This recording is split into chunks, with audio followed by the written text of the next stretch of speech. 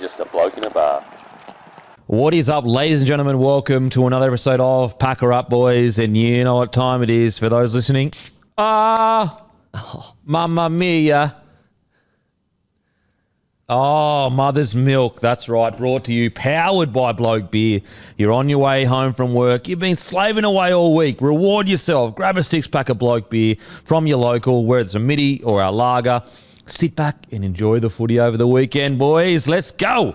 Also, get down your local IGA plus liquor in New South Wales. You can get a case of Bloke Lager for $50. Now, also, get to your local independent. If you want to try our midi, ask them politely, hey, could you order some Bloke midi in? And then get them to get in touch with us, because then we can shout out the store and say that they've got it, which a lot of stores absolutely love, getting a shout out to the biggest sports podcast in the country. Also, Bloke Steedens are available on bloke.shop. Get in there and get them done. Purchase them before they sell out, guys, because once they're gone, it takes at least a few months before we get more, if we decide to get more at all. So get in, bloke.shop, Steedens there, plus a bunch of other merch. Also, we're at the tail end of the Ringers Western Bloke merch collab. Head over there if you want to grab some Bloke merch, including Bloke trucker hats, which we've never done before, now available on Ringers Western. Now, boys, let's start her off by talking about the footy. If you're driving on the way home, I know you watched it last night, probably with a couple of blokes. Got a couple of blokes down your throat watching Roosters versus Eels. Roosters defeat the Eels 28-20. Really interesting, because like you look at the score and you go, oh, what a close game. But in reality, the Roosters put them away. Also, this is proudly brought to you by Sportsbet, absolute legends over at Sportsbet that are now partners with Bloke. So if you're going to gamble, you do it responsibly, guys. Just only gamble what you can afford with your mates, a bit of fun, just to make the game a bit fun, a bit more enjoyable, or a bit of banter. Don't gamble money that you don't have or can't afford. But proudly brought to you with Sportsbet. And we'll get into all the odds and that for the rest of the round this week. But I have got a guest with me, but it's not the usual guest sitting here. It's the great Matthew. How you going, brother? Denon, what's going on? I'm sure the people on YouTube will notice the new frame behind you, which looks absolutely spectacular. I got to admit, I put those up yesterday. There's only one you can see. We'll reveal the other one next week. It took me an embarrassingly long amount of time to put those up. I know a lot of tradies are knocking off listening to this, and a picture frame would probably take him 5 seconds to put up. Yeah. I started putting those up yesterday when we finished the DMP, when it dropped around 3, and I left here at about 6 o'clock. What? Well, so what happened was I had all these nails, and then I started nailing one in, and like it was so loud that I thought I was pissing off everyone else, like all the officers around us. Yep. And then I finally got one in, and then I was like, all right, I'll do the other one. And then I'm so like, shows I've never picked up a tool in my life. I just measured it off like vibe. Oh my God. And then I was out by like the tiniest bit. And then I was like, you know what, fuck this. And I measured it properly, but then I didn't want to nail the nails in again. So I walked to Office Works, got some picture hooks, and then finally got it in. But yeah, highly embarrassing. Wow, made such a short task.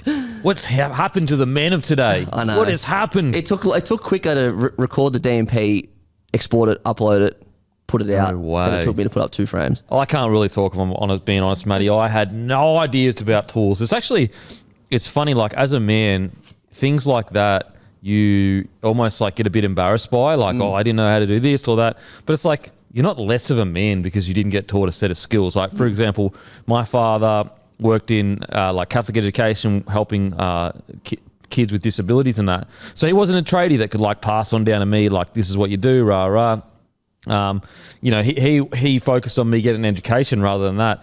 But when I left when I left rugby league and did my electrical apprenticeship, I was so nervous heading onto site because I didn't know any, like I knew what a screwdriver was and that, but I didn't know anything about tools, like anything, and I've pretty much forgotten all of it now.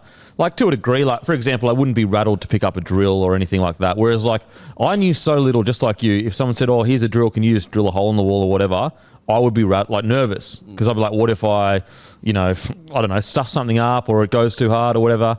Drop saws and all that kind of stuff, I had no idea how to use.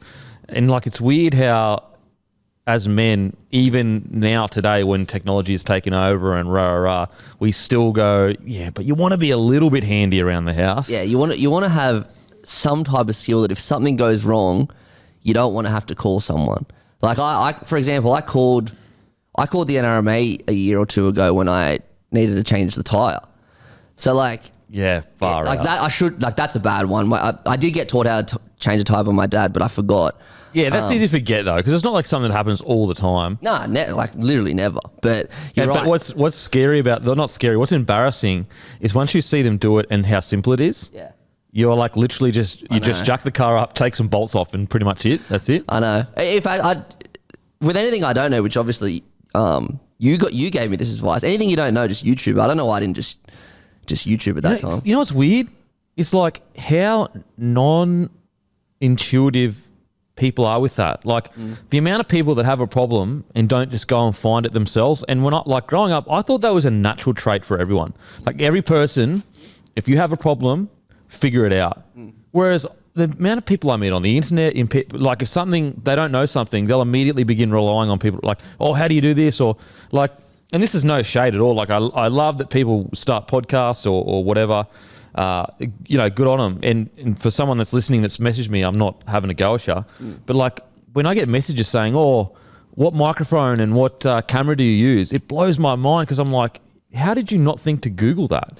Because that's all I did. Yeah. And I understand if you said, oh, well, what's the best one or whatever, but there's going to be guides all over the internet that can give you like 30-minute breakdowns of every camera you could ever think of compared to me sitting there going, oh, well, we use this one, but it's only good for this. And it's not, I don't know. I reckon it's just is it a personality trait? Is it taught? Well, what I think is, and I'm putting shade on myself here, but like for your example, like you were an athlete early, had to do everything yourself, blah, blah, blah. Like obviously I worked hard to get my job in Channel 10, the New South Wales Rugby League, etc. But I was always in and amongst a large organisation, a large group of people. And if something went wrong, I could always lean on someone. Yeah. And I never thought to really, and when I came here for the first time, and pretty much like it was like doing this kind of stuff, it was you and then me, and then obviously there's other people in the business, but they're not doing this. I then had to really teach myself for the first time to figure out how to do shit. Like just off the, like don't ask questions, just figure it out on YouTube, figure it out on Google. And I think until you're thrown into that situation, which a lot of young athletes are, but normal people who, it's not laziness, it's just what you're able to lean on people. What you used to. And also it's like certain strengths. Like for example, you are probably much better in a big working environment, talking to people and getting certain things done in a corporate environment.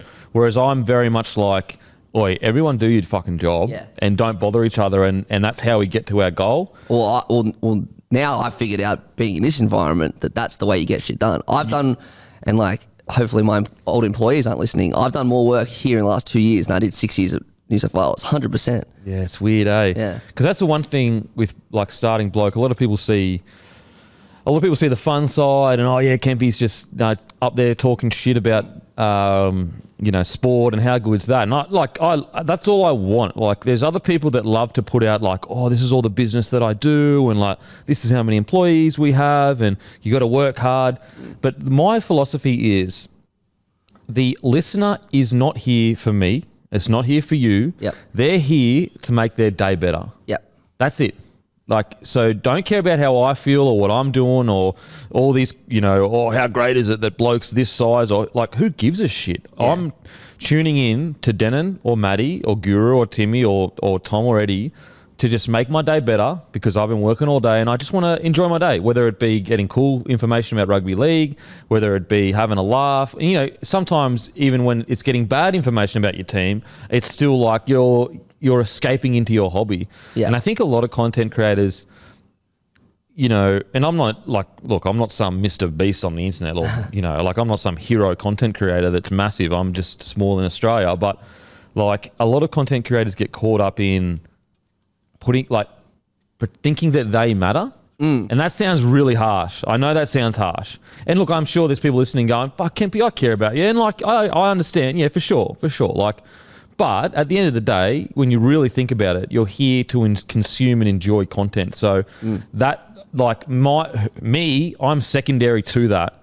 Whereas a lot of content creators, I think, think too much about themselves and about like what they want, which is you got to balance it. You can't be doing content that you hate, rah. But at the same time, like you're there, your main goal every day, every second is to make someone else's day better. And then everything after that is less of a priority. It's still a priority. It still exists. You got to, have a good relationship with everyone, and it's good that the community cares about you. But always remember why you got there. It's funny you say that. I carry that attitude, and not because I'm forcing myself to carry the attitude, but I carry the attitude that much like a cricketer, when two batsmen go out and just say Ricky Ponting scores 100, and then the batsman at the other end says, I had the best seat in the house. I feel like I'm sitting here listening and taking part little bits, but like consuming just like everyone else does. And that's the attitude that I take. And I think that's the right way to go about it. Yeah, look, like little insights are cool on that for sure, but with Bloke, there is a business behind here, and we do have quite a few employees that we're essentially a nationwide beer, or at the very least in most states in the country, and we've got numerous staff in each state that go out and represent us really, really well and do a really good job, and I have to oversee all that. But at the same time, like, you don't want to hear about all the stress, and you don't want to hear about all the tough stuff that I've got to deal with, or you don't want to get me on there, this happened and it's a bad day and we've had a bad day. It's like, no one really gives a shit. No one cares. Like, I mean, I know, again, please don't mistake me saying that the community here doesn't care about me, because they do, for sure. Like, if I was like, I'm struggling or whatever, there would be a lot of people that would care. But from my perspective, it's like, I'm here to help everyone's day, including my own. Like, let's make everyone's day better rather than offloading. That's where I think, as you get older, you realize like that's what a man's job is to not offload his problems. And that may sound very traditional and old school. And, I understand it, you need to talk about your problems. I get all that. I'm not saying you can't talk about your emotions and show emotions and rah.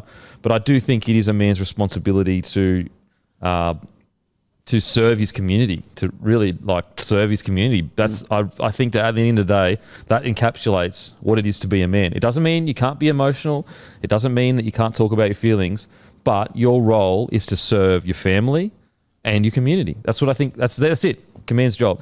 I totally agree with that. And I'll even take it back a step.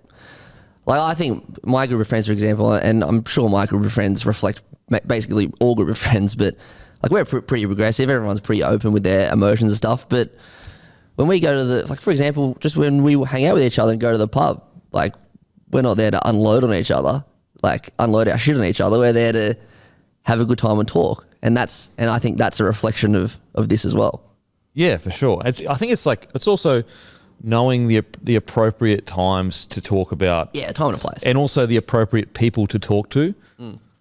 Sometimes I feel like, speaking to the internet may not, it may be cathartic for you, but the right thing would be to speak to people professionally that can really help you. It's interesting but you also want the message to get out there that it is okay to speak and all that kind of stuff. But I think a man's job is to serve his family and serve his community. And if you do that, you've contributed as a man should to society. Agreed. And that's what Bloke's all about, is serving the rugby league community. And don't get me wrong, I'm ambitious and I want things to, I want to be successful. I want to be rewarded, I guess, for, a lot of hard work and all that kind of stuff. But at the same time, if there can be thousands upon thousands of people that feel like they can, for example, go out and buy a case of beer and go, you know what, here's $60 to whoever they're purchasing it from. That's an even exchange for me, because I'm happy because not only do I get a beer that I enjoy, but I get hours of content. And that's I always want to make it feel like it's an even exchange between me and the community. Anyway, I don't even know why we went down that. How did we get there? I got no idea, bro. I got no idea. But last night, Roosters versus Eels. Roosters get the job done. Did you get on any punting last night? Any first try scorers or anything? I saw Leahy first try scorer. So I put that on, and I thought I might have been on when remember that right at the start, that little jink, pass to Teddy, and then they scored the next play. Yep. So I got on that, obviously lost. I'd Gutho any time, but I had it paired with the Eels to win. So had a couple, but no good. You know what would be a really good market? Would be a good market is like try savers. Now they're very vague. Oh. They're very vague, but it'd be like, you know, to bring a bit of excitement into the defence. Yeah, maybe just a one-on-one, because Fox Sports have a stat of try saves. And Gutho's, really? Yeah, Gutho's always the top. Always the top. Yeah, like you could bet on, Gutho's going to have 2 try savers. Maybe I'll speak to the legends over at Sportsbet. Yeah. But let's talk about the game. Yep. Biggest, I guess, talking points, or I think the biggest talking points is Simonson's got in 2 weeks. Yeah. Now, when you look at it at the face value, the optics of it, you go, oh my God, how's he getting 2 weeks? Korfusi is getting 4 weeks. Now, it's a first-time offence for Bailey Simonson. Yep. He actually was graded higher at a grade 3, whereas Korfusi was grade 2, but Korfusi had loading. So I can understand that, like in regards to by the letter of the law and the consistency of making sure that but it still doesn't sit right, you know? It just doesn't sit right. It doesn't sit right because if you look at it like on face value, Korfusi got 3 to 4 because he fought and lost. Simonson got 2. It was graded differently, but the actual like charge was different as well because Korfusi got dangerous contact and Simonson got careless high tackle, which it's extremely similar in the charges and weeks and stuff. In fact, almost the same, but it just makes it a little bit more confusing. Look, I don't know if I take it just on face value. It was his first offence. It was pretty bad. I thought it was going to get 3 or 4. I'm not too upset that he got 2 weeks. 2 weeks would have been the absolute minimum. But then you just think there's going to be a similar one tonight or tomorrow, and it's just going to be charged differently. You just know it's going to happen because. Well, like for example, let's say, and Hargraves is a bad example because he's got prior offences. But it's always that argument of like, if that was a known grub forward, like, and I say grub in endearing term because I love the tough stuff. But let's say a known tough forward did that to a back. You reckon he's getting 2 weeks? Nah, there's absolutely no chance. It's Anyway, I'm happy with the 2 weeks. Yeah, at face value, I'm happy with the 2 weeks. Happy with the 2 weeks. I understand first time offence and all the rules that go into it. But the optics of it, you just know, as you said, you know that something's going to happen. You know what the problem is, and I always use this when Mitchell Pearce got the 8-week suspension for the off-field thing. Oh. That was the worst decision ever, right?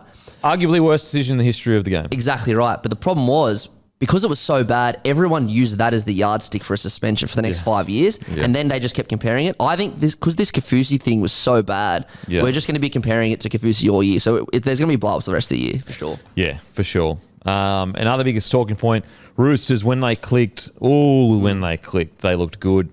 Even the cheese to Sam Walker to Keary try. Oh, it's beautiful. You go, that's what Trent Robinson is trying to do.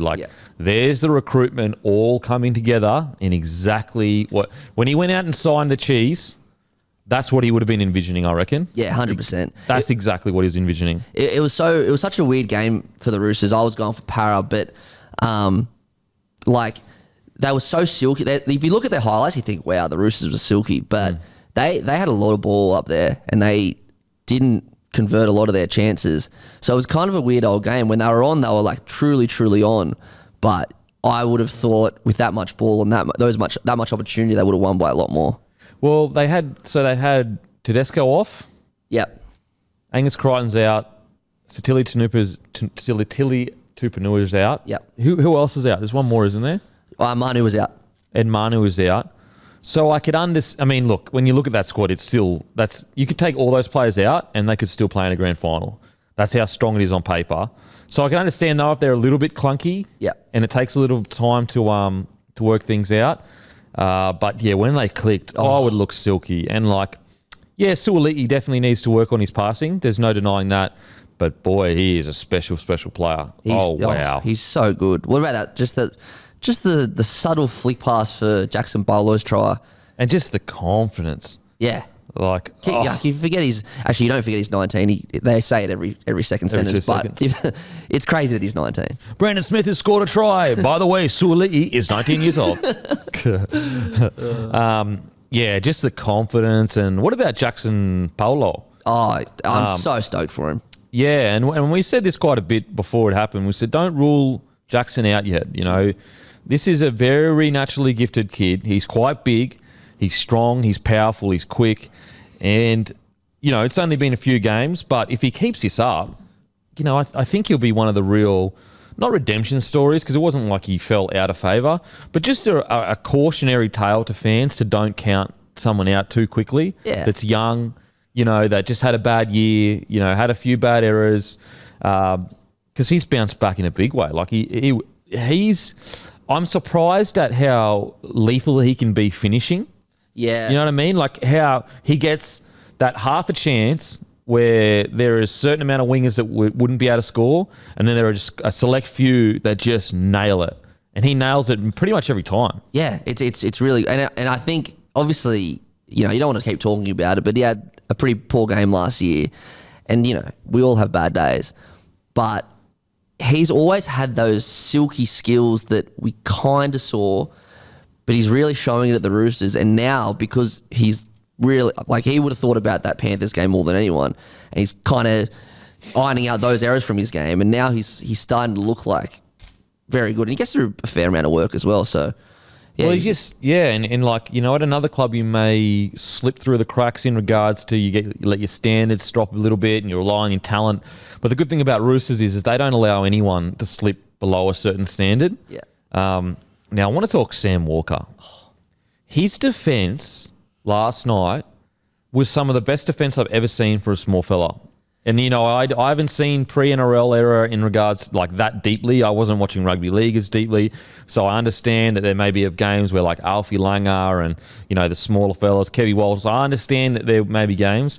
But in recent memory, it was arguably one of the best defensive performances I've seen by a little fella. His defence has gone from like really average, like, you know, understandably so, because he's so small. He's so small. To, like, I mean, the last couple of weeks he's been one of the better defensive halves. And it's wild. So I'm just getting the stats up. 27 tackles, not a single miss last night. And then the week before, same situation, I'm pretty sure. Yeah. So get his stats up from the week before. Yeah, I will. Honestly, he has no right to defend like that. Sorry, not the week before, round 3. So round 3 against the Rabbitohs, huge clash. And he had, so Sam Walker, 47 run meters, 14 tackles, only one miss. So out of nearly over 40 tackles, so 41 tackles or whatever, he's had one miss. And then we go to round 2. I wonder what he's... And not just like against two teams who came at least in the prelims last year, against South and Para. The week before that, 25 tackles, 0 misses. Wow. So he's missed one tackle in 3 games as a tiny half. Like...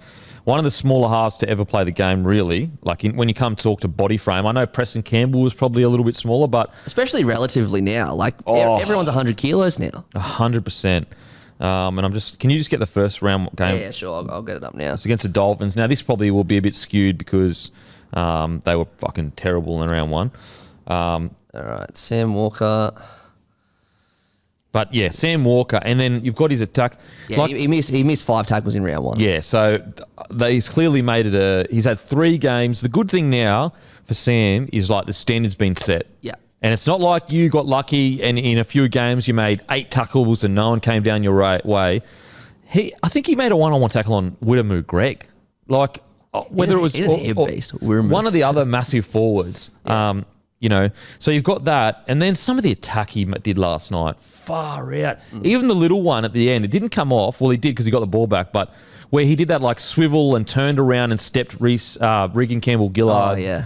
When he had him behind him, then he does that little chip, regathers, like far out. It's so interesting. Like his career, he came on the scene and absolutely exploded. Yep. Exploded, and then. The Roosters, as they do so well, they go, okay, here's all that talent. Let's round your game out now. Let's get everything else sorted. And so he's almost like the forgotten man. He's almost like that forgotten, like, do you know what I mean? Like, I don't think people talk about him as much in regards to as next-gen superstar. You know what's funny? He came through, you remember, he came through the same time Suoli'i did. And all the chat was about Suoli'i, and then Walker debuted. and then all the chat was about Walker, and then Suaalii quietly debuted. Yeah. They kind of bounce off each other. Now Yeah. all the chat's about Suaalii, and Sam Walker, who I didn't realise had missed one tackle in 3 weeks, is absolutely destroying it. Like, obviously, we know what he can do with the ball in his hand, but that defensive stat is crazy. Yeah, wow. That's so true. And I wonder whether that's the Roosters making sure that that's the way, like, to kind of take, I guess, attention off important players. But Wouldn't shock Sam me. Walker was outstanding. Teddy out for 11 days. Hopefully he's all good, the big fella. What about, speaking of defense, what about Moses' tackle on Tupou? Oh, Followed man. by Brown's tackle on the other side of the field. Mitchell Moses' defense is some of the most underrated defense there is. Especially considering when he started his career, he was like pretty bad in defense. Yeah, Now well, he's- that was his weakness. Yeah. And, everyone, that was what people spoke about. Oh, yeah, great ball player, rah. Similar-ish to Sam Walker. He's a bit bigger than Sam Walker, though, in frame. And he took a little bit longer. Like, he probably took 4 or 5 years to get his defence right. But that tackle, outstanding from Mitchell Moses. And he's done quite a few, actually, try-saving tackles. So, with the Roosters, yeah, great win. A little bit of disappointment towards the end where they let all those tries in. I think that Roosters at the end of the year probably don't let that happen. But a win's a win. They showed how dominant they could be. They'll take a lot of confidence out of it, I think, as well, by saying, things are starting to click into gear. Onto the Eels. Oh, man. Well, first of all, Gutho was absolutely outstanding. Yep.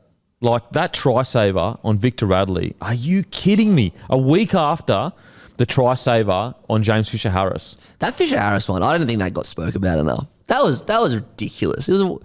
Fisher-Harris was about to score one of the best front row tries we've seen, and he just folded him. It was crazy. And what's in, like, they talk about like X Factor or whatever, and it's like, what about X Factor in defence? Because I would argue Gutho has the most try savers, maybe him and Teddy, but it's up there. He's at least top 3 defensive fullbacks in the game, bar none. I think, and I can get the stat up, but he's consistently number 1 when it comes to try saves. It's unbelievable. So, I've spoken about this a little bit, but and I know a lot of para fans are like saying, oh, they've blown it out of proportion or whatever, but I still find it bizarre that, like, maybe, the media we may have gone too far with it or whatever, but I still find it bizarre that they've even left the door open for a better fullback.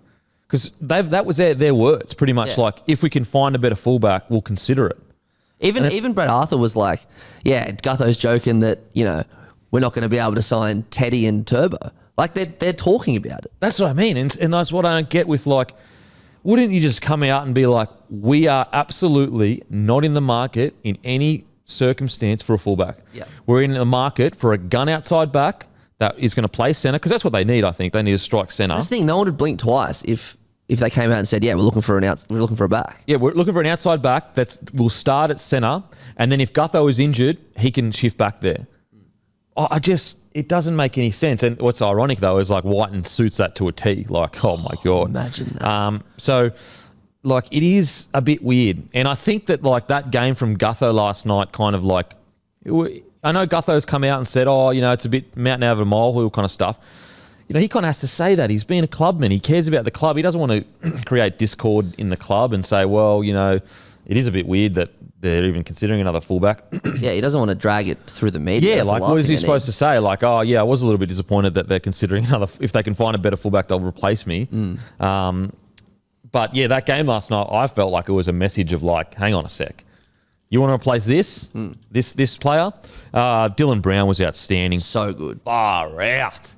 That footwork, that step. Oh, my God. I can't wait till Sean Lane comes back. Yeah. There's going to be some X factor on that side of the field, that's for sure. It's just disappointing for the Eels because, like, there really is a season or a world where they could be like 4 from 5 right now, or 3 from 4, or 4 from 5. Sorry, Yeah. because they've been in every single game. Well, against the top tier clubs. First 3 rounds, they were winning in the 60th minute and lost. So every team they've played is a top tier team. They've been in every team. So, like, it shows you in the NRL how it's honestly a fine line between great and not good enough. Yeah. Because they're 8 to 10 points each game, some even less, like 4 to 10 points away from it being an incredible start to the season. Like, if they start the season 4 out of 5, we're going, Eels are going to be in a grand final again. Yeah, 100%. And like, it's one of those things. Like, I was thinking about it yesterday. I'm like, well, before the game anyway, I was like, the Eels aren't going as bad as everyone's saying. Blah blah. You know, they were pretty poor last night. But even if they haven't been going as bad, and even if they have been in games, the problem now is they're chasing wins now, which is tough. It's tough. Like, and you want to be top 4.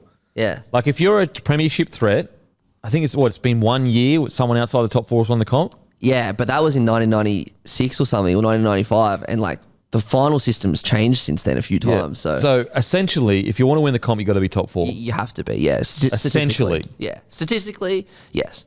So like when you lose all these games at the start of the year, you go far out of like, are they already writing their obituary in regards to like, you know, statistically anyway?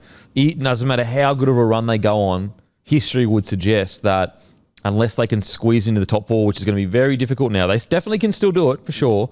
But when you drop what? So they've dropped 4. They've 1 from 4? 1 from 5 now. So 4 wins, 8 points. You know, fuck.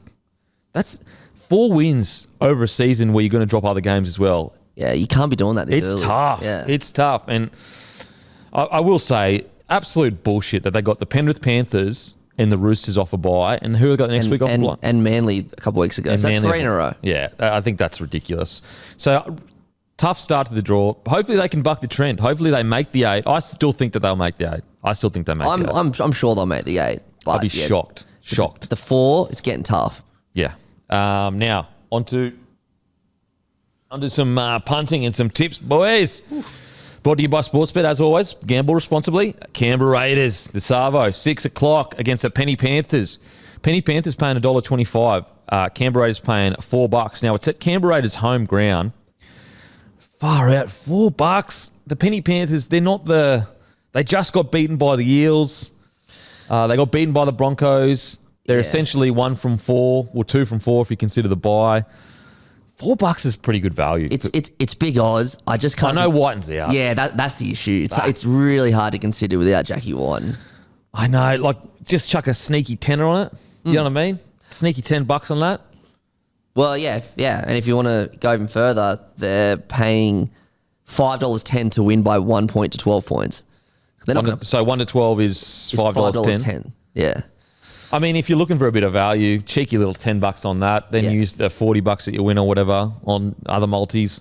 But I do think Penrith win, especially with the Jackie Whiten. Yeah, I personally don't think it will happen, but what a challenge now for like, you never want to be suspended the way Jackie White's suspended, but it's almost like the perfect scenario for him where it's a perfect scenario, anything less than him going out and killing it. It's the perfect scenario because what it's going to say is like, all right, guys, this is what the team is like without me. Yeah. If you struggle, even though the Raiders would already know this, but it could be on full display if they get tailed up. Yeah. The only thing that could be better for Jackie Whiten right now is if he comes out and he beat the Panthers. You know what I mean? Yeah. Yeah, exactly right. So, yeah, really interesting times. Now, South Sydney Rabbitohs versus Melbourne Storm. Melbourne Storm, $2.45. Rabbitohs, $1.55. South Sydney Rabbitohs home ground. I don't mind $2.45 for the Storm. I do think the Rabbitohs will win, but $2.45 for the Storm is pretty good. Look, I don't have the stats in front of me, but I would be pretty confident to say that South Storms hasn't been $2.45 for a long, long time. Oh. Like that's South for, I know it's in Sydney. South's never won in Melbourne. South's really struggled to beat Melbourne. It's bit of a bogey team. So $2.45 is fantastic if you want to go Melbourne. And like Munster, he's got another week under his belt. Pezet's only getting better. Yeah. Katoa's getting better. Anyway, I still think the Rabbitohs will win, but not bad value. Seagulls versus Newey Knights. Newey Knights paying $4. Manly home ground. Look, Mudgee. Oh, sorry, Mudgee. Yeah, apologies. That could play into it for sure. Look, I think Manly will be looking to bounce back. Yeah, I just don't know. I don't know how Knights are going to go in regards to against the top tier sides, whether they'll have the firepower to go with them. I will say, though, if they defend like they defended last week and against the Tigers, Tigers are a little bit different. Defend like they did last week, and don't get me wrong, what they did against the Tigers was super brave, but it's just hard to tell because it was Tigers struggling at the moment. If they defend like they did last week, they'll keep themselves in more games than they won't, you know? They'll frustrate teams. So hopefully, if I'm the Newey Knights fans, I'm just looking at it like, let's just get a gritty performance in. Let's keep the score below 20 points or 24 points max.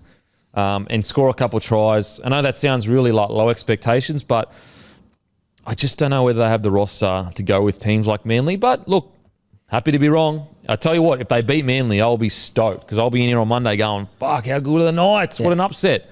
Even if they go close. Look, Manly and South had a gritty dogfight game last week. If Knights can make it anything like that, then good on them because Manly are a team that can just blow you away. 100%. And that's the thing, like when you're in a situation where you're essentially rebuilding the Newey Knights, I just think that like, okay, you may not win more games than you lose in a season, but if you can be the team that just has a decent defensive record in regards to, relatively speaking, everyone else around you, you can build on the attack. You know, the attack will come. It's when you're getting blown out each game. I'm not saying that's been the case this year for the Newey Knights, but remember the Sharkies used to have that rep back maybe 10 years ago where they didn't win too many games. I think they lost a lot of games by about 2 or 4 points, but they were just known as the team that drag you down and were just gritty as hell. And then a few years later, they won a comp. Yeah, exactly. And it's just a good base to build on. And that's what, if the Newey Knights can do that, then they'll be able to recruit someone eventually that can get the points for him, or Kalen will come back, or Bradman Best will come into his form. You got Lockie Miller there that looks like a bit of a game breaker. So it's just defense really, and it's good to hear interviews from the players saying that the coach is very defensive minded. So that's good. Now on to St. George Dragons, Illawarra Dragons versus the Dolphins. St. George Illawarra Dragons paying $1.80, Dolphins $2. Oh, man, I think the Dragons win this because it's just like how much is too much for the Dolphins? Like I know other clubs have had injury crisis or a lot of injuries out, but this is a new footy club.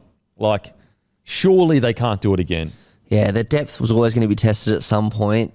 This is really hard because my brain's telling me go Dragons. It all makes sense. Like, Dragons want to bounce back from a shocking performance last week. Dolphins, Confucius still out. They lost O'Sullivan. I know they're getting Jeremy Marshall-King back, but my head's saying go Dragons, but there's a little part of me that's like, they've surprised you every week. Literally every week they've surprised you. Why can't they do it again? This is between this and the Doggies-Cowboys game, this is such a hard game to pick.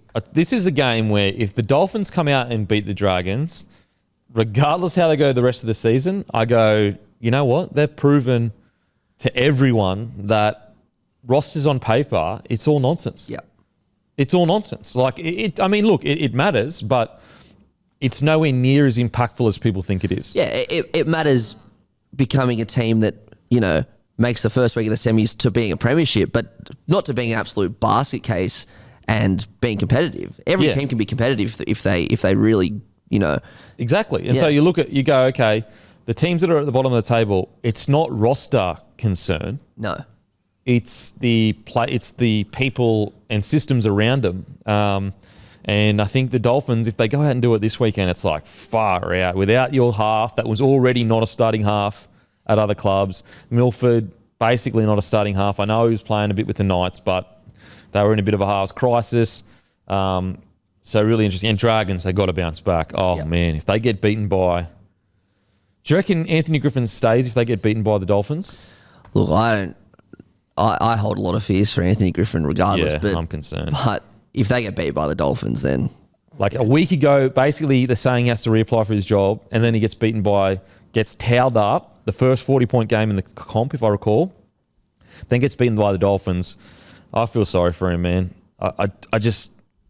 I don't know what's going on at the Dragons, unfortunately. It was weird timing, that thing, because I know the Broncos end up toweling the Dragons, but they fought for 70 minutes and they won their first game. And then they said needs to reapply. Then the next week they get absolutely smoked by Nico and the Sharkies. Oh, it's so strange. Like, I thought they were brave against the Broncos. Like, the Broncos on paper squad is fucking outstanding. And I know we're saying like, on paper doesn't matter, but like, that's a credit to the the Dragons, because they forced the Broncos to play as poorly as they did and not complete. And, they brought the Broncos to their kind of footy rather than the Broncos bring it to them. So, it's hopefully Dragons turn around. Now, Broncos, Tigers. Broncos paying $1.15, Tigers $5.50. Look, I still think the Broncos will win, but I think those odds are way longer than they should be. Like, I think Tigers are massive value. Has anyone been watching the Broncos the last few weeks? Like, yeah, we've been getting the win, but anyone that's watched, have we been actually playing that good of footy Yeah, no. for 80 minutes? Yeah, not a chance. Like- Not for those odds anyway. Not for that. Like, that's $1.15 to $5.50 is as if we are playing like top tier, high completion, low miss touch. You know what I mean? Like, we are so you've got, we talk about defense. So you got the Dragons Broncos game. What was that? 20. It was like 32 to 20 or something like that. Yeah. So we let 20 points in. Then you got the Dolphins game where they were in it until the last set. Like, if that bounces a different way, the Dolphins win the game. Yep. And then, who was before that? Bronx. So round one was Panthers. Oh, yeah, and then Cowboys. And then Cowboys. Cowboys game, they were in it until half time, and then we blew them away. Like, I don't think we've been as dominant as... Like, we haven't just been smacking teams like the Penrith Panthers do. You know what I mean? I think what's masked it is the fact you beat the defending premiers in week one, and then you beat a premiership heavyweight, the Cowboys, who aren't going as good as, like, now in hindsight, in week two, and then a couple of cheap wins off the back of that. We beat, like, and this is, I am so proud of what the boys are doing in regards to top of the table, but we beat a Panthers side that, yes, is extremely high quality, but it's still trying to find its groove without a couple of key players. We beat a Cowboys side that clearly is not in form. We beat a Dragons side that had a number first 70 minutes. And then we beat, a Dolphins side that was decimated with literally our best side on paper, outside of maybe Kobe Hetherington off the bench. So it's incredible. It's great stuff the Broncos have done that, but I don't think we're playing such dominant footy that we should be $1.15 favourite. We should definitely be favourites though. And also, the line is 16.5. Really? Like, in my bet, I've got Tigers with a 16-point start. For sure. That's not bad. $1.90.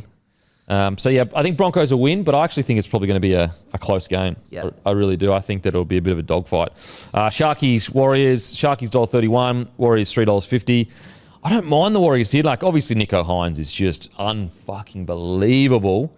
But the Warriors, like, I still think the Sharkies will win, but $3.50, not bad. What's the line? The line's 10.5, and the worrying thing about the line is I reckon the Warriors can win as well, for sure. But the Sharks are one of those teams with Nico that can just go bang, bang, bang, bang, bang. Yeah. So that's why this game I'll probably stay away from the line. But if you think that the Warriors will win, $3.50 not bad. $3.50 is really good, I think. Yeah. They've been good. They've been good. Bulldogs, Cowboys, $1.90 each, even money. Tough game to call. I don't know what this one is. Anyway, brought to you by Sportsbet. If you're going to punt, you got to do it with Sportsbet. Thanks, Sportsbet, for joining us. And also, make sure to punt responsibly, only what you can afford. You win some, but you lose more. Now, let's get into the weird stories of the week. Bird's transatlantic adventure. An osprey bird has been spotted soaking up the sun in Barbados. Barbados? Yeah, Barbados. After being like, I know what Barbados is, but I was like, am I saying, is it Barbados or Barbados? I think it's Barbados. Anyway, after being tagged with the collar ring in Scotland last year, that means it travelled about 6,200 kilometres from Scotland to Barbados. It's the first time a UK osprey has been observed in the Americas. What makes this amazing is the fact that the majority of the journey was over the Atlantic Ocean. Experts are saying it must have jumped on a boat at some stage. What a journey from the bird. Like, that's... Do you ever like get on a train or whatever and see a pigeon jump on and think, are you ever going to find your family again? Yeah. Like, how do you know where you're going? Yeah, you're just going. Literally just going. He's the Frodo of birds. Yeah, 100%. He is the Frodo of birds. Imagine his journey. Imagine coming from Scotland. I'm sure it was cold climate, and coming to Barbados. We were soaking up the sun. I wonder if he went. It seems like he went by himself. So you know what? He probably had a bad breakup, and he's like, "Fuck, I got to get out of here, man. Start a new life." Barbados, plenty of beautiful women. Are you kidding me? Yeah. And so, well, beautiful birds, I should say. Wow, what a journey. You know what is getting weird? Because like weird stories. Yeah. So on the way here, I listened to an AI-generated version of Kanye West singing "Hey There, Delilah."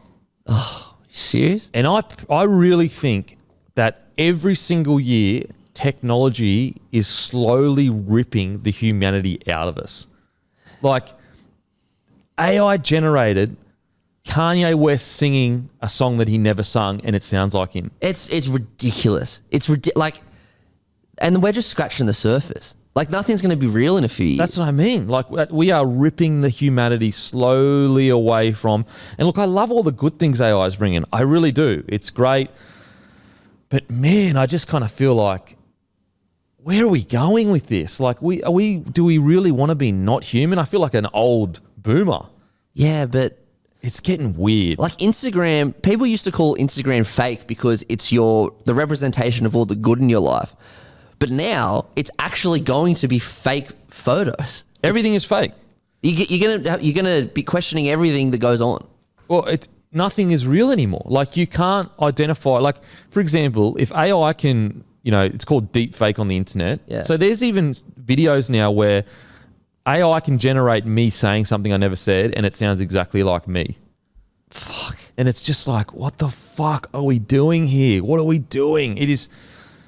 I kind of feel like, technology is in a good space. Like, let's take that technology for all that shit. Let's take that manpower and woman power and put it into like medicine and lifting the rest of the world up to a first world. If you know what I'm saying? Yeah. So like, instead of focusing on fucking creating fake singers and pop stars and that, like deep fake AI, like, because when you think about it, what they could do now is find the perfect pitch AI generated, then create songs with the perfect voice for us. Do you know what I'm saying? Yeah, and it's just not going to have that authenticity, but the new generation aren't going to experience that authenticity. So they don't care. They don't give a fuck. They just want good music. Yeah. It's almost a bit like, dance music. Like, a person has to do that for sure.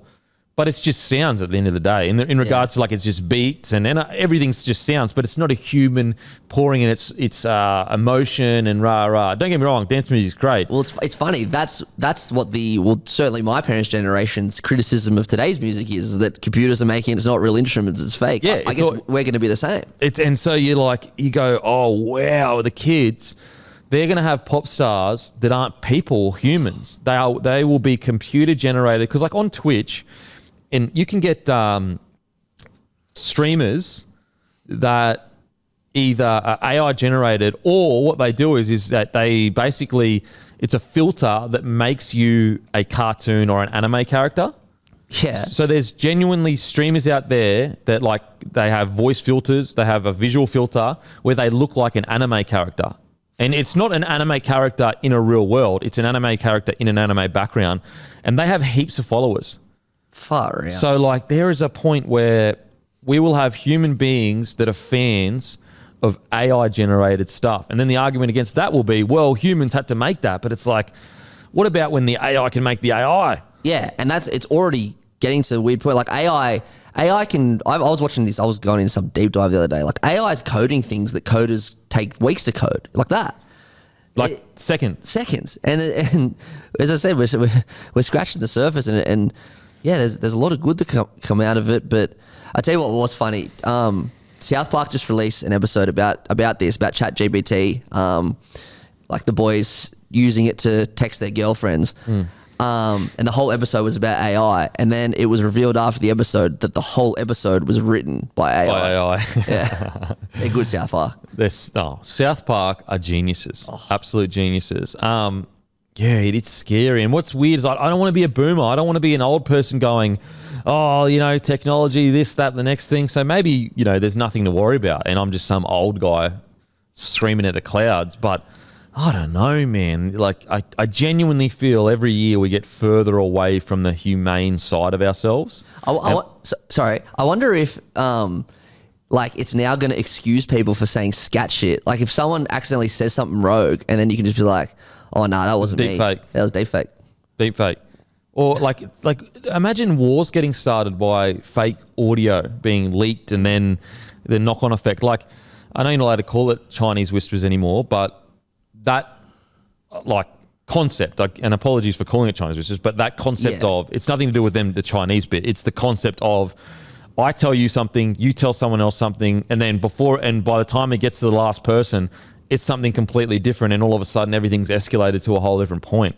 And it's like, what if that happens? Like, what if an audio leaks, all the news anchors and the news media outlets pick it up, the story cycles the world in 24 hours, then it takes another 24 hours to confirm that it's not real. But by that stage, the opposing government, whoever it is, has already come out and said, fuck you for saying that. Yeah. And then the government is like, fuck you, we never said that. But because it's already started, the argument has already started, you've forgotten that the initial reason for it was fake. Yeah. No, yeah, exactly. You know what I'm saying? Yeah. And also, like, other things have been said. Like, for example, what about, like, when someone says something to you that offends you, if you're spiteful, you'll try and offend them with something that's pissed you off about them for a long time. You know what I mean? Yeah. So, for example, let's say your missus goes to you, oh, I caught you talking to another girl. And you were never talking to another girl. And you're like, oh, well, I was never talking to another girl and your mood swings pissed me off. Yeah. So now she's like angry because you just said her mood swings piss you off. Now we're in a separate argument. We're in a separate argument.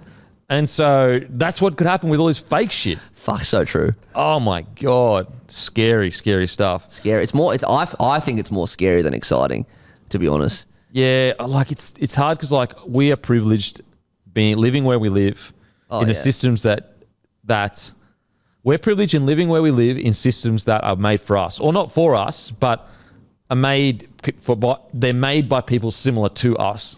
And so we get the advantages of those systems. Whereas, like, if you're in a third world country, you want as much technology as possible to try and lift you out of that third world country. Yeah. And you never know where the the solution's going to come from in lifting you out of poverty. So, for example, there's a lot of people that think like Bitcoin is a way for people in third world countries to potentially get out of poverty because they don't have to rely on a corrupt, unstable government's currency. They can rely on a currency that is external to that. Yeah. Whereas a lot of these countries that are third world, their governments are corrupt and and there's a million things that go into it. And so, yeah, it's tough to say. Like, we're content in our lives right now because we've got everything we need. We've got enough food, we've got shelter, and we can live our day-to-day life. But if you're, one interesting thing was, like, I think it's in Africa, some of their internet is better than our internet because they skipped landlines and went straight to, like, cable internet or something like that. Give it a Google. I forgot what it's called. Even, like, for example, for many years, a lot of countries in Africa, they already had, like, basically you just pay phone to phone. Like, you could just text each other money. And this is way before you could do it, like, with Venmo or anything like that. And so sometimes, like, countries that are third world or whatever, technology will come along that actually is easy for them to use, or as in they get access to it, and it can take them out of not necessarily third world, but give them opportunities that they didn't have before. I'm reading. There's basically what you said, bang on. There's some countries in Africa that majority of the adults have mobile phones, cell phone, and they were able to do that because they skipped that whole landline process. Yeah, yeah, and so, like, technology and solutions come in strange ways, and so that's the argument against putting a halt on this AI situation is like, well, what if a solution for a lot of the world's problems comes out of that? We just don't know because it's an unknown. You don't know. No one knows the future. Everyone can try to. If you could predict where we would be in 10 to 20 years, you'd make $1 squillion. Yeah. But no one does. We just don't. We don't know. Like, who would have thought sitting there watching people play video games on Thingo would be a huge thing that people watch, or who would have thought that the internet would be invented? Like, no one. Put it this way: when the internet came out, there were people that thought it was a fad. Think about that. The internet. Yeah, like the most important thing in the world. Arguably the greatest invention of like the history of our species. Maybe you could say, I don't know, language or the wheel, but, I'd say the internet's right up there. And no one could have predicted that. Yeah. Pre-internet, the world was a different world. Totally different. Way less information. You could be way more, I mean, we're still controlled to a degree by our governments, but way more controlled to what to think. The the dissemination of information was controlled by the elites, and it still is to a degree, but the internet has opened the world up to, like, for example, Bloke would not exist without the internet. Yeah, exactly. Like back in the day, if you wanted to get into media, there was, let's say there's a guy at Fox Sports, there's a guy at Channel 9, Channel 7, Channel 10, a guy or girl in a position of power, and they go, you get the job. You get the job. And there's nothing wrong with that. It's a business. You get to choose who works for you. But they can be wrong. They can be wrong. Whereas the beautiful thing about the internet is the people get to decide. People get to go, no, this is what I enjoy consuming. It's not being, there's not only a few options that I have to choose from. I can choose from whatever I want, whenever I want. And so talent usually or can come through because the people decide who the guy is or the girl is. And that's the beauty of the internet. The True. Beauty of the internet. Now, another weird story. Couple makes expensive mistake. An abstract painting that was displayed alongside paint cans and brushes that the artist used to make, it was mistaken as an interactive exhibit. What? So an abstract painting that was displayed alongside paint cans and brushes the artist used to make it was mistaken as an interactive exhibit. So a couple painted over the top of it.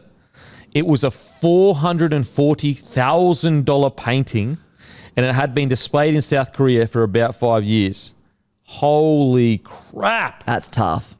Have you ever know anyone that's made a harmless but expensive mistake? Have you ever known anyone to make a harmless, expensive mistake? I made a harmless mistake, and it's funny. It's been said on this pod before, but when we were doing a Hogs for Homeless tour, and we got these brand new utes, and they were worth like 80 grand each, brand new. Like, I'm talking, they'd done 100 kilometers each. 100, not 100,000, 100. Wow. But I obviously didn't get to drive it because I wasn't trustworthy. But I was driving the van. But there was an airport mix-up in one of the country towns, so I had to take the van from point A to point B, and then I filled it up with petrol, and then went into the national park, and then slowly I was by myself too. Slowly the engine just cut off, and I'm just rolling, and I'm like, what the hell? I'm like 22 at this stage. I'm young stupid. And then I'm sitting there and I've got no phone reception. I'm in a national park. Everyone's driven past me. I'm like, what the fuck do I do? Like, I can't get out of this situation. So I flag down this guy, and he's like, I'm like, can you please call my boss? My boss is actually Josh Perry, who used to play for Manly in Newcastle. Can you call Josh Perry, tell him that I'm stuck, tell him to come back, blah, blah. And that would have been a couple of hours away. And he's like, yeah, sweet. He drives off. And then I'm like, well, I don't actually know if he did it. So I flagged down another guy. I'm like, can you do me a huge favor? Can you call up Josh Perry, and then can you come back to me into reception, back to ad reception, and confirm to me that he's on his way? Oh my God. So we did that. And eventually some tradies towed me into safety because there was trucks coming everywhere. It was just a nightmare. I was there for hours and hours with no phone reception. Anyway, Josh Perry comes and he's like, what happened? And I'm like, car broke shit. And he goes, did you put petrol or diesel in it? And I was like, petrol. Oh. he goes, it's diesel, mate. And I'm like, my heart just sunk. I was so spewing, and like the CEO.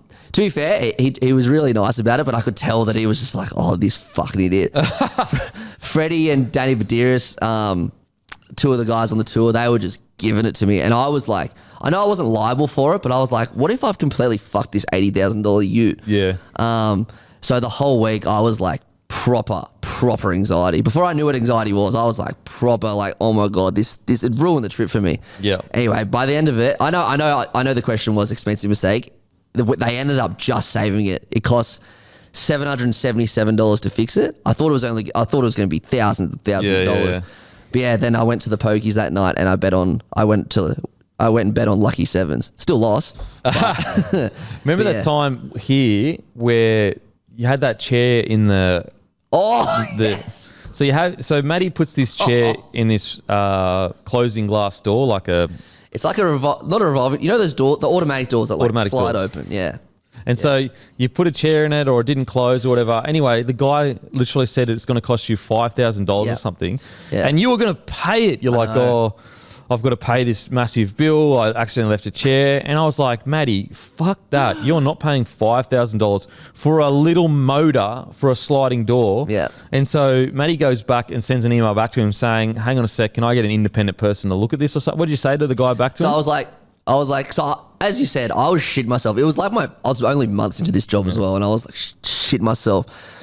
And then I was like, fuck. And then once you gave me that blessing, I was like, sweet. I'm okay here. I'll be able to get out of it or at least work something out. But I'm like, can I have a second opinion? I don't believe this is going to cost $5,000, blah, blah, blah. Because you said to me to say the car, it's a car engine, motor doesn't cost that Matty, much. you could buy a whole new car for $5,000. You get a whole new car engine for $5,000, like for $2,000. Yeah, it's so dumb when you think about it. But It is a little sliding door motor. Anyway, and he's like, oh yeah, we'll go back to we'll see. Anyway, I didn't hear from him for weeks, right? And they don't work here anymore. The building's changed managers, so we can freely talk. Yeah. But he's like, then he messages me. He's like, oh yeah, it turns out we can get it done from insurance. It's only going to cost $300.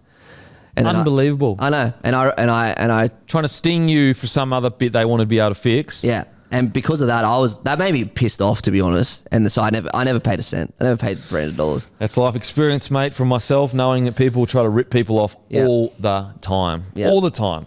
That would have taken $5,000. That's fucking a fair whack. I just know sometimes what workers can be like in certain industries where they just go, you know what, stuff it. Let's just rip. They don't know. Let's just rip them off. Anyway, that is Packer Up, boys, done for the week. Make sure to grab a case of Bloke beer.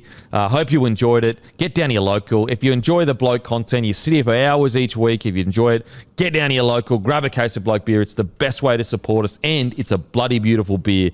A beer with a free sports network doesn't get much better than that. But as usual, I'll go and fuck myself. Thank you. What are you really gambling with? For free and confidential support, visit gamblinghelponline.org.au.